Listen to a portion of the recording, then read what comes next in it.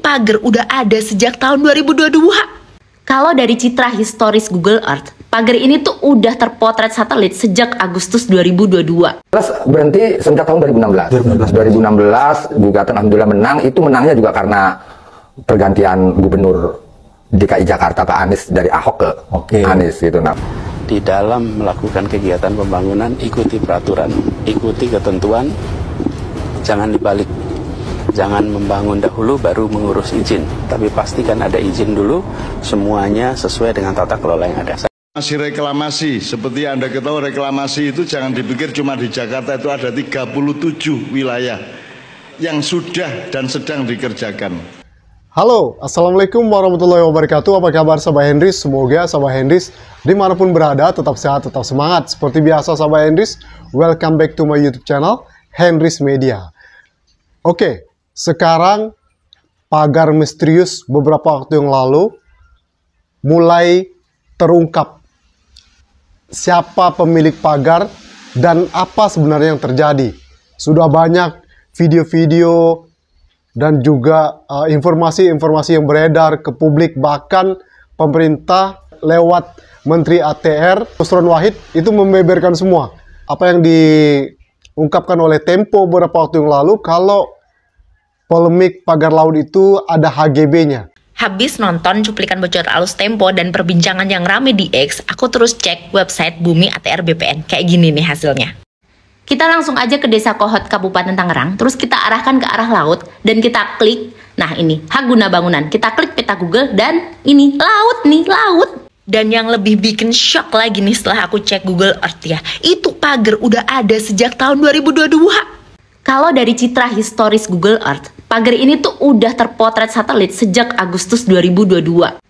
Kalau ini tangkapan satelit terbaru nih ya, 2024, kita mau lihat lebih dekat nih. Lihat, kalian lihat nggak sih ada kotak-kotak, udah di bidang-bidang, udah di petak-petak, makanya ada sertifikatnya per bidang tanah. Dan apa? Sertifikat hak guna bangunannya itu udah terbit sejak 2023. Kalau kata Menteri ATR Nusron Wahid, pemilik hak guna bangunan itu adalah PT Intan Agro Makmur dan PT Cahaya Inti Sentosa. Kalau kita cari PT Intan Agro Makmur di Google itu nggak ketemu. Tapi kalau kita cari PT Cahaya Inti Sentosa, ini dia. Ternyata PT Cahaya Inti Sentosa itu adalah salah satu perusahaan yang telah diakuisisi oleh pengembang PIK 2. Jadi, siapa bilang pagar laut tidak berhubungan dengan PIK? Bohong besar. Sorry, ternyata ada kesalahan penulisan nama PT yang memiliki hak guna bangunan di pagar laut.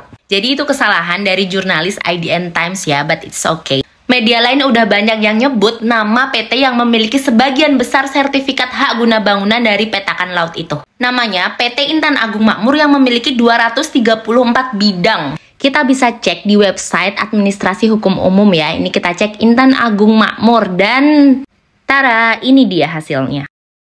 Dan kalian tahu alamat kantornya itu sama ya, sama PT Pantai Indah Kapuk 2. Jadi, udah sangat jelas dan terang benderang yang memiliki sertifikat hak guna bangunan di wilayah laut yang dipagerin itu adalah PIK, Agung Sedayu Group dan kroninya. Satu persatu mulai terungkap ke publik guys ya. Polemik pagar misterius 30 km lebih di laut Tangerang, Banten. Dan para nelayan itu angkat suara. Dan suara-suara yang diungkapkan oleh para nelayan yang saya menyimak sampai selesai, mulai dari ILC, Indonesia Lawyers Club, TV One, kemudian juga ini Abraham Samad Speak Up channel YouTube-nya, itu ada beberapa nelayan yang luar biasa mengungkapkan fakta yang sangat mengejutkan. Apa itu Sahabat Hendris? Ini adalah jalan Tuhan guys. Jalan Tuhan menunjukkan kepada kita semua, ini loh sebenarnya ya. Dan ada sosok nama Pak Anies Baswedan disebutkan oleh seorang nelayan yang sekarang lagi viral, itu Pak Khalid dan Pak Heri di konten YouTube-nya Abraham Samad di Speak Up ya. Itu dia menyebutkan kalau ini, check it out. saya ini kalau boleh dibilang baru sembuh mah dari kesengsaraan, baru sembuh dari penderitaan gitu. Karena memang saya ini dijajah gitu, merasa dijajah ya. Dijajah itu semenjak tahun 2004, yaitu kasus tentang penambangan pasir laut yang materialnya dibawa ke reklamasi. Dari PIK 1 Nah, Kang Holid sudah menderita ya? Udah menderita. Nah kemudian ketika ini kita perang, tembakan di laut segala macam, tembus kita PT UN tahun sampai yang jelas berhenti sejak tahun 2016 juga alhamdulillah menang. Itu menangnya juga karena pergantian gubernur DKI Jakarta Pak Anies dari Ahok ke Anies gitu. Nah udah itu menangnya juga karena pergantian gubernur DKI Jakarta Pak Anies dari Ahok ke Anies gitu. Nah udah selesai di situ kan agak tenang tuh, saya bisa nangkep ikan lagi, saya bisa bercocok tanam lah. Lagi-lagi ya ada sosok nama Pak Anies Baswedan di balik Laut Banten, dan beliau telah membantu Laut Banten. Ini Allah tunjukkan kepada kita semua bagaimana luar biasanya ya, mengejutkannya sosok Anies Baswedan yang menyelamatkan Laut Banten saat beliau menjabat menjadi Gubernur DKI Jakarta. Ini diungkapkan oleh seorang nelayan, Pak Holid. Kalau kita perhatikan memang ini suatu isu yang sangat-sangat luar biasa, guys ya. Tentu ini tidak lepas dari siapa yang bertanggung jawab, dan mulai diungkapkan banyak orang kalau ini ada seperti apa? Inilah kenapa kemarin itu ada proyek strategis nasional PSN PIK 2 yang ini kabarnya ada kayak imbal balik antara para korporasi membantu pembangunan IKN ya waktu itu. Dari polemik pagar laut 30 km ini kan satu persatu boleh terungkap nih ya. Saya bisa membaca ya mengapa Pak Anies Baswedan waktu itu di Pilpres, Pak Anies Baswedan seolah-olah dijegal gitu ya, karena ya pasti tahulah siapa di balik itu, bukan rahasia umum lagi, masyarakat udah banyak yang tahu siapa di balik penjegalan Pak Anies Baswedan, dan bagaimana segala macam upaya untuk menjegal Pak Anies Baswedan bisa menang di Pilpres. Dan bahkan kemarin Hasto dengan lantang menyuarakan kalau Pilpres kemarin itu terjadi 2 putaran. Nah, begitu banyak upaya yang dilakukan untuk tetap membuat 1 putaran ya waktu itu dengan narasi-narasi ya kan. Lalu kemudian juga berbagai macam upaya penjegalan kampanye Anies Baswedan di berbagai tempat. Nah itu membuktikan apa? Ada memang pihak yang berkepentingan bekerja sama dengan oligarki untuk bisa menjegal Pak Anies Baswedan. Nah dari sini mulai kelihatan. Begitu juga dengan Pilgub Jakarta kemarin, ya kan?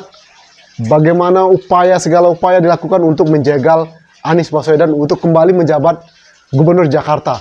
Ini titik benang merahnya udah mulai kelihatan, guys ya. Di proyek reklamasi, kepentingan korporasi dengan kepentingan politik dan dinasti itu bekerja sama untuk bisa mengalahkan sosok Anies Baswedan. Ini contohnya sekarang mulai terungkap ya kan. Anies Baswedan dengan berani menolak reklamasi dan menutup reklamasi. Ratusan bangunan di Pulau D hasil reklamasi Teluk Jakarta disegel pemerintah Provinsi DKI Jakarta. Alasannya, ratusan bangunan ini ternyata belum mengantongi izin mendirikan bangunan. Penyegelan yang dipimpin langsung oleh Gubernur DKI Jakarta, Anies Baswedan ini pun terpaksa dilakukan guna menghentikan proses pembangunan hingga sang pengembang memenuhi aturan. Tak hanya menyegel Pulau D, Anies Baswedan juga menghentikan kegiatan yang ada di Pulau C dan Pulau D. Saya meminta kepada semuanya di dalam melakukan kegiatan pembangunan ikuti peraturan, ikuti ketentuan, jangan dibalik. Jangan membangun dahulu baru mengurus izin, tapi pastikan ada izin dulu, semuanya sesuai dengan tata kelola yang ada.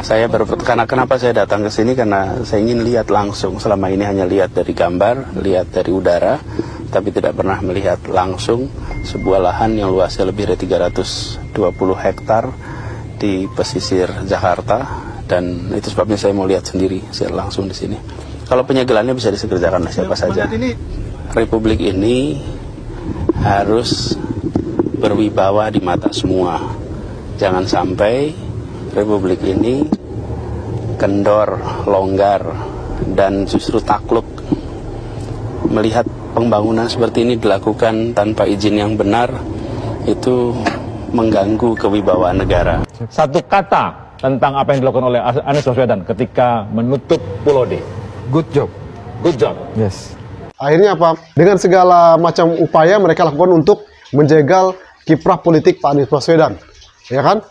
Dengan berbagai macam cara. Nah, ini kelihatan nih sekarang, ya, mulai kelihatan nih satu persatu. Nah, reklamasi akhirnya apa? Masyarakat Banten dibantu oleh Pak Anies Baswedan waktu itu dengan apa menyelamatkan Laut Banten, ya, dari cengkrama, dari kepentingan korporasi, ya, untuk mencaplok laut loh yang dicaplok. Selain pasir, ya, di konten Abraham Samad mengatakan itu pasir yang diuruk dari Banten itu digunakan untuk reklamasi. Dan luar biasa, Pak Anies Baswedan dengan menyetop reklamasi itu otomatis juga memberhentikan pengurukan pasir di Banten. Jadi menyelamatkan Jakarta, menyelamatkan Banten, dan tentu juga menyelamatkan Indonesia. Makanya Pak Anies Baswedan ini ditakuti, khususnya penguasa waktu itu dan juga oligarki yang punya kepentingan. Dari apa yang ditunjukkan ini Tuhan tunjukkan kepada kita nih. Inilah gunanya bagaimana kita harus memilih pemimpin yang tepat untuk negeri ini. Pemimpin yang benar-benar pro rakyat, bukan pemimpin yang bekerja sama untuk kepentingan mereka, kepentingan cuan, untuk kerjasama cuan. Nah, bayangkan itu dibongkar oleh konten kreator tadi, itu sudah ada loh sejak lama, ya, pagar laut ini. Jadi bukan hanya baru kemarin sore, ya kan? Apalagi ada narasi mengatakan itu kalau itu adalah swadaya masyarakat. Nah, itu jelas bohong banget gitu ya. Bahkan ada video di TikTok itu saya perhatikan, seorang kades itu punya mobil di parkir garasinya begitu banyak. Nah, itu dari mana? Bayangkan seorang kades loh bisa punya mobil sedemikian rupa. Itu dari mana? Nah, itu harus diselidiki oleh KPK. Kok bisa seorang kades punya kendaraan mobil begitu banyaknya gitu loh, ya kan? Nah, KPK kemana? Dan juga misteri pagar laut ini KKP kemana, ya kan? TNI Angkatan Laut kemana? Bahkan ini juga terungkap nih, menteri yang kemarin memberikan izin HGB itu siapa, ya kan? Pada eranya Jokowi. Semua mulai terungkap satu persatu. Dan lagi-lagi nama Pak Anies Baswedan sekarang makin dipuji oleh masyarakat. Sangat salah sekali kalau ada pengamat mengatakan kalau pasca Pilpres dan Pilgub DKI Jakarta, kemudian Anies Baswedan tidak menjabat jabatan publik, maka Anies Baswedan akan tenggelam dan wassalam. Nyatanya apa? Satu persatu terungkap ke publik kan, dan ini nama Pak Anies Baswedan kembali moncer dengan statement dari seorang nelayan, Pak Khalid. Itu yang mengejutkan, mengatakan orang yang menyelamatkan secara tidak langsung ya, yang menyelamatkan Laut Banten itu adalah Pak Anies Baswedan. Karena Pak Anies Baswedan dengan menyetop reklamasi, otomatis pasir yang diuruk dari Banten itu ke Jakarta juga berhenti, dan nelayan bisa kembali bekerja dengan luar biasa. Dan ternyata ini juga tidak hanya Cak Nun itu bongkar, tidak hanya Jakarta yang akan diperluas dengan reklamasi, juga di daerah-daerah lain. Masih reklamasi, seperti Anda ketahui reklamasi itu jangan dipikir cuma di Jakarta, itu ada 37 wilayah yang sudah dan sedang dikerjakan. Di Jakarta diuruk-uruk terus akhir dibatalke karo Anies, ning sing ning Serang, sing ning Makassar, sing ning Ternate, sing ning Bali berjalan lancar. Jadi mereka akan menciptakan kota-kota besar yang penghuninya bukan orang Indonesia, tidak berbahasa Indonesia, dan kaya raya di wilayah-wilayah itu, membokongi atau memantati kalian. Dan itu ada 37, itu baru reklamasi. Durung meneh kowe nek wis saiki gas dan energi itu sudah akan berpindah ke panas bumi. Panas bumi itu gunung berapi ki wis dikapling, wis dikontrak 30 sampai 40 tahun. Nah, nanti mungkin dengan viralnya ini akan redup sebentar gitu ya. Nanti akan muncul kembali. Makanya kenapa Pak Anies Baswedan itu sangat ditakuti oleh para oknum-oknum, kepentingan-kepentingan ya. Karena kalau kemarin Pak Anies Baswedan jadi, maka reklamasi seluruh Indonesia mungkin akan di stop. Benar nggak sama Anies? Ya. Para penguasa, para korporasi itu tidak akan gampang semena-mena berani bergerak. Makanya kenapa sekarang mulai ketahuan kan, kenapa Anies Baswedan itu dengan berbagai macam cara, berbagai macam kekuatan untuk menghentikan langkah politik Pak Anies Baswedan. Ini jawabannya guys, ini jawabannya. Nah, mudah-mudahan masyarakat cepat sadar gitu. Next 2029, yuk, pilihlah benar-benar pemimpin yang pro rakyat. Ini buktinya udah ditunjukkan satu persatu. Anies Baswedan menjadi gubernur Jakarta. Bagaimana pro-nya dengan rakyat? Jakarta makmur, sejahtera, tidak ada konflik, tidak ada polemik, ya. Kecuali ya punya kepentingan waktu itu yang tidak suka dengan Pak Anies Baswedan, ya nggak? Buzzer kah, atau penguasa, atau siapa gitu ya. Kelihatan kok mana seorang pemimpin, calon pemimpin itu yang benar-benar bisa memimpin, memanage republik ini dengan baik, mana yang tidak. Nah, inilah mudah-mudahan masyarakat bisa sadar dengan apa yang terjadi. So 2029 jangan mau ini terjadi gitu loh. Oke, itu saja video kali ini Sobat Anies. Thank you for your attention. Ini mungkin bekal untuk kita berbagai macam polemik pro kontra yang terjadi saat ini. Kemudian Tuhan tunjukkan kepada kita ini loh efeknya memilih pemimpin itu. Bukan hanya 1-2 hari, 5 tahun, 10 tahun, tapi nanti ke anak cucu kita. Ya nggak Sobat Anies? Itu saja video kali ini Sobat Anies. Thank you for your attention one more time. Don't forget to subscribe, like, comment, and share. See you in the next video. Wassalamualaikum warahmatullahi wabarakatuh. Bye-bye.